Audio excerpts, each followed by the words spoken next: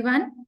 This side Dr. Isha Mehra from ABES Engineering College, and I'm going to talk about one of the important topic in physics, that is in quantum mechanics, and the name of the topic is particle in one dimension box. So we are going to derive this topic. Basically, we are going to derive eigenvalue and eigenfunction in a case related to particle in one dimension box. So these are the outlines of my presentation. Derivation of particle in one dimension box means to derive eigenvalues and eigenfunction of this topic and then the numerical problems related to it. So let's start. So coming to a blank board, here I'm going to draw an infinite potential well. This is basically an infinite potential well, which we can see. We can also call it one dimension box. Why one dimension? Because the particle here is free to move in one dimension. Along x direction, we can say like this. So the particle is free over here. So if the particle is free, in this case, the potential energy of the particle inside this well is 0. So we denote it by capital V, potential energy. And these are the walls of the well. The dimension of the well is from x is equals to 0 to x is equals to L. So what we can say, here we have some limitation that the particle is free to move in one dimension inside this well. It cannot reach the boundaries as well as it cannot go out of the boundaries. So we can say that the potential energy here and here is infinity. The particle is not allowed, it cannot go exactly at the boundaries and it cannot jump the boundaries. So what we have to do? We have to derive the eigenvalues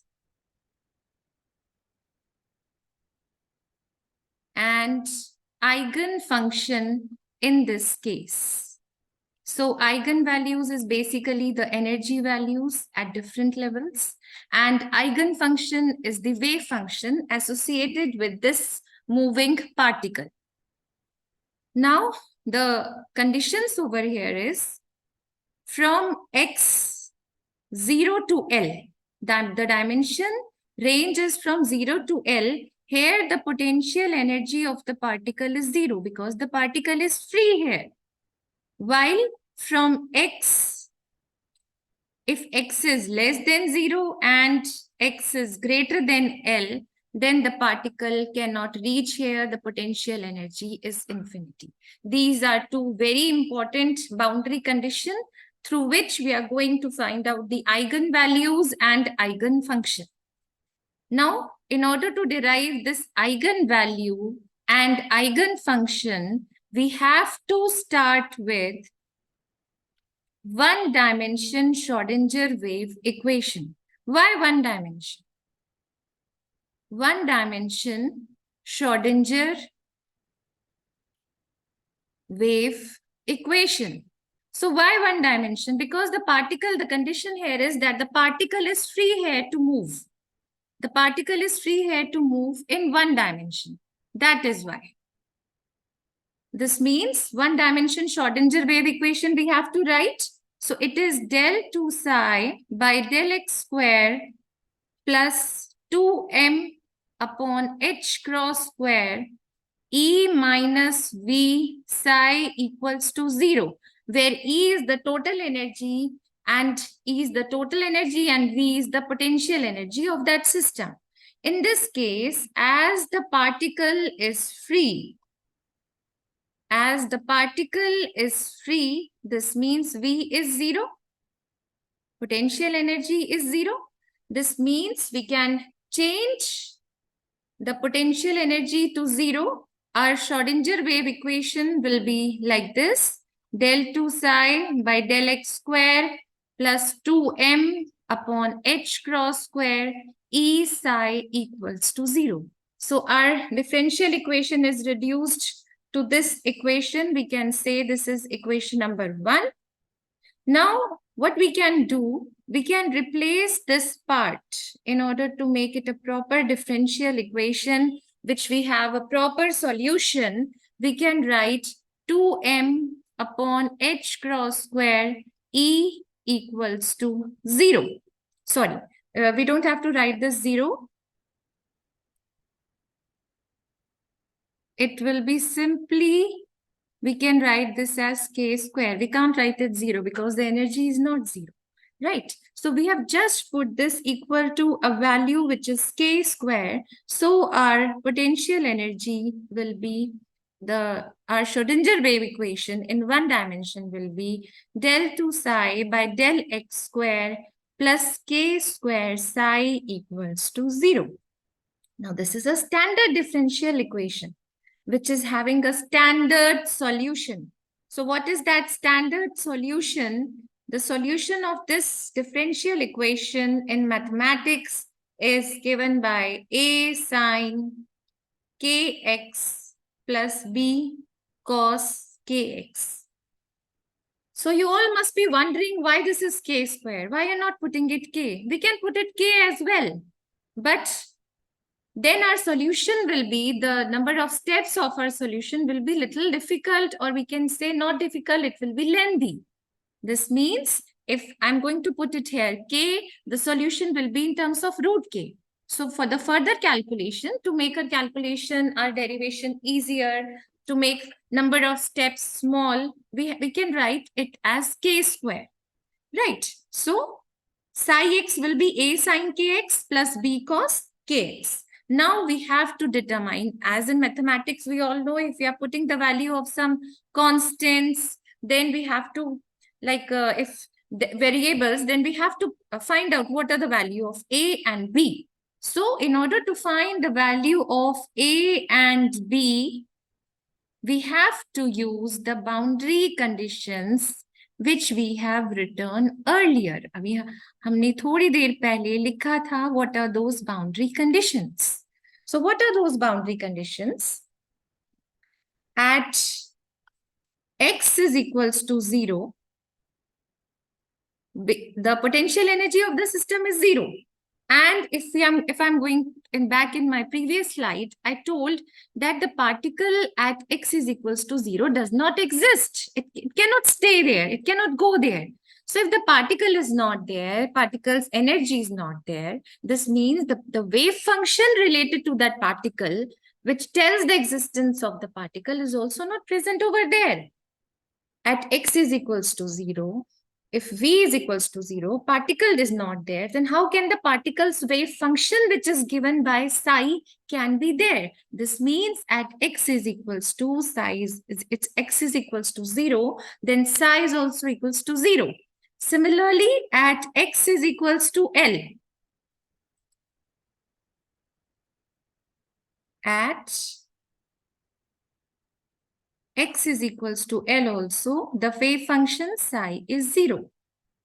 This means we have to use these boundary conditions, and if we are using these boundary conditions, then for x is equals to 0, psi is equals to 0, means our value of B is 0. So this is a value which we have to apply everywhere now, in the further parts, in the further steps of the solution.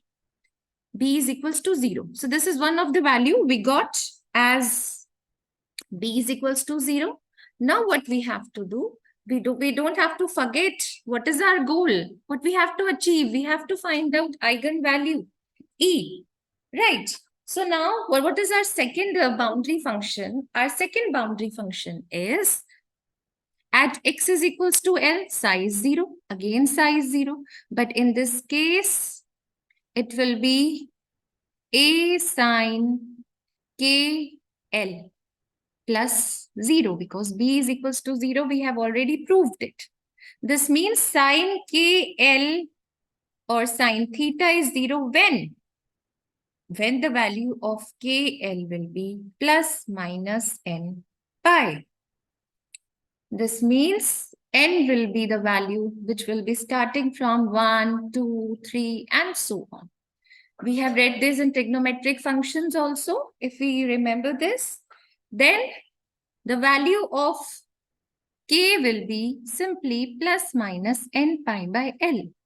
If value of k will be this and we have to find k square, this means k square will be n square pi square over L square.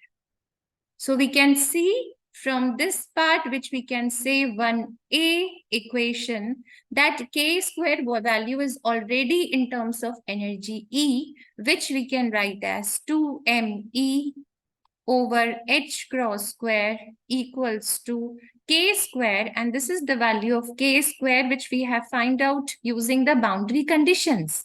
So it will be n square pi square upon L square. Most of us know what is the value of h cross, but still I'm going to tell the value of h cross is h upon 2 pi. We are just making our derivations, our calculations easier. That's why we have put it, reduced it to some confined value, which is h cross. So in case we are going to solve this h cross as h upon 2 pi, so in this case, our energy value comes out to be n square h square upon 8ml square. Again, the value of n is varying. What does it mean? This means here E is a function of n. It is varying. जैसे जैसे n change हो रहा है, वैसे वैसे energy change हो रही है.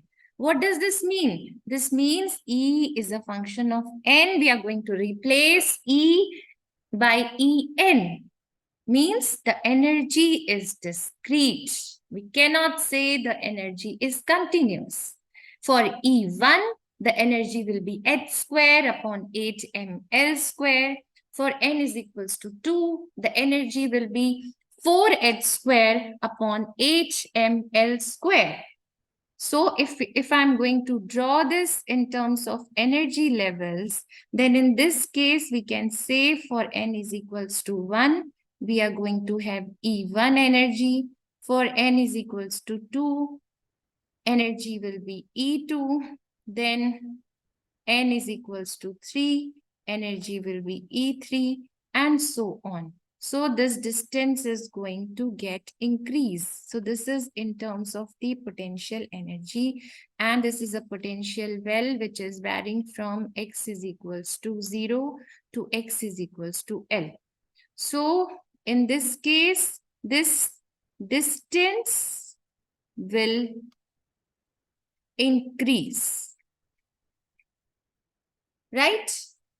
Now this is the eigenfunction which we have calculated. It will be n square h square upon 8ml square. So for first excited state, it will be E1 h square upon 8ml square. Then E2, it will be 4h square upon 8ml square. E3 will be 9h square upon 8ml square, and so on. This means we can say that the particle can have an arbitrary energy, but can have only certain discrete energy values from n is equals to 1, 2, and 3. So the particle cannot have any arbitrary energy. It should be discrete. For E1, it should have some. For E2, it should have other. For E3, the values are different. The values are discrete. So the particle cannot have any arbitrary energy. Each permitted energy value is called the eigenvalues. These are the eigenvalues, right? Now, we have to find the eigenfunction psi. How we can find this eigenfunction psi? It's very easy. We already know now in our previous slide, the wave function is this part. This was our wave function. And if this was our wave function, already b is equals to 0, we have defined. We have find out this value. This means now our psi x will be, if we have to find wave function psi, then our wave function will be a sine kx. It will be a sine kx plus b is equals b, but b is 0 over here. Now our target is to find this a. So how we can find this a? So in order to find this a, we have to start from psi, which is given by a sine kx, or we can say, because now we know what is the value of k. It is a sine n pi x by L. So what we are going to do, we have to apply the normalization condition.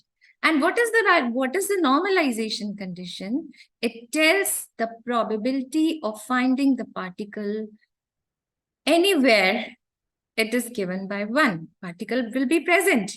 This means if we apply the normalization condition, that is integral psi n square dx equals to 1. From minus infinity to plus infinity, we say for the 3 dimension. But this is for 1 dimension, and we know the value, it will be from 0 to L. So this is the normalization condition, but we are applying here for 1 dimension, not for 3 dimension. That is why it's not minus infinity to plus infinity. It's from 0 to L, because the particle is moving from 0 to L. Simple. Simple. So now we are going to solve it. And if we are going to solve this, then in this case, we are going to put this value. So it will be simply a square integral 0 to L sine square n pi x by L dx equals to 1. We are going to apply our mathematics here. A square by 2, then 0 to L. Directly, we cannot solve integration of sine square theta, we all know. So in this case, we can write this as 1 minus cos 2n pi x by L. Already I have divided by 2 before this integration. Dx equals to 1. So when we are going to solve this integration and apply the limits 0 to L, we are going to get the value of A as root 2 by L. This means what will be our value of sine x, or wave function, or we can say the eigen function over here? It will be dependent on n. It will be n, and it will given by root 2 by L, which is the value of A. We have used this normalization condition just to find out the value of A. Sine n pi x by L. This means that the normalized wave function psi is also dependent upon n. We are going to have psi 1, psi 2, psi 3. If we are going to have these 3 wave functions, definitely we are going to have their different probabilities. Psi 1 square, psi 2 mod square, psi 3 mod square. That is the probability of finding the particle. So if we are going to draw these wave functions and the square of these wave functions, so for n is equals to 1, this is dimension from x is equals to 0 to x is equals to L. This wave function will be psi 1. Then, as it's a sinusoidal wave, we are going to have psi 2 for n is equals to 2. We are going to have psi 3 for n is equals to 3. So this is our potential energy Vx, and this is our dimension from x is equals to 0 to x is equals to L. Now, if we are going to draw the probability curves, as the probabilities always be positive, so in this case also, this will be psi 1 mod square. For n is equals to 1, this will be, there will be 2 dips, but in the positive side, because it's square now, it will be psi 2 square for n is equals to 2, and so on. So probability of finding the particle being present at a particular place in a box may be different for different quantum numbers. So here n is the quantum number. So we can conclude from here that the probability of finding the particle at a particular point is different. It is for different quantum numbers.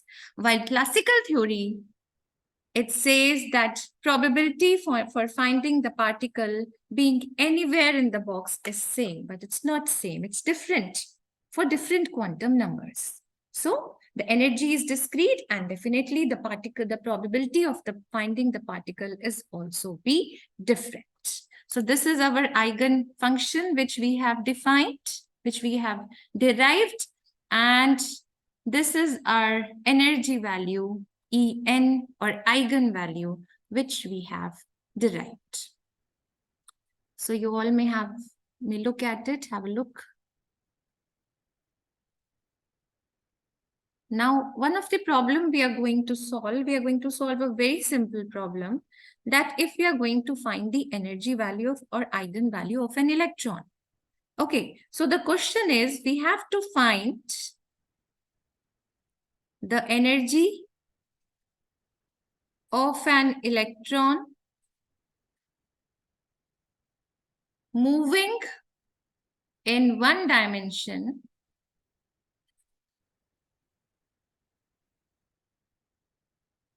in an infinite high potential well or potential box of width 1 angstrom. The mass of the electron is given, and we all know also 9.1 into 10 raised to the power minus 31 kg. And the value of H is 6.63 into 10 raised to the power minus 34 joules second. So we have to find the energy value, or we can say the eigenvalue, which depends on n square h square upon 8ml square. So now n will be different. What we have to find? We can find the lowest energy level, and the lowest energy level means for lowest energy n will be 1. This means E will be h square upon 8ml square. If we are going to substitute the values 6.63 into 10 raised to the power minus 34 square upon 8 into 9.1 into 10 raised to the power minus 31. Remember, our length, or we can say the width, is in angstrom. We have to change it to length to meters, because everything should be in SI unit, in MKS system, we can say, right? So it should be 10 raised to the power minus 10 square. And then our energy will be in joules. So if we are going to calculate it, it will come out to be 6.03 into 10 raised to the power minus 18 joules.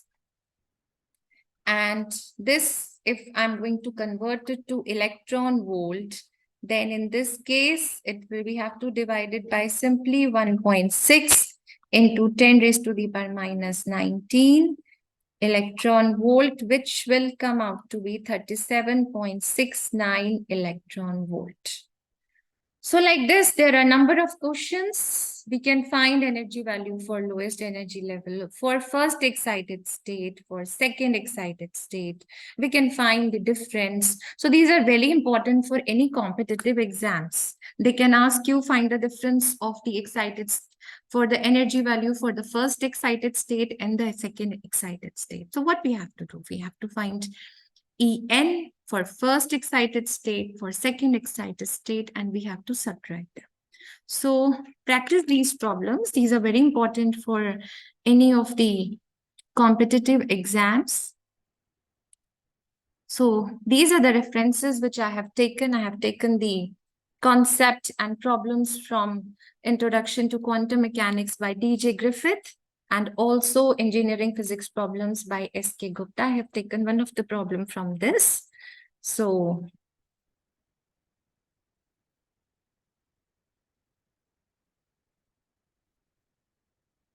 thank you and wish you all the best.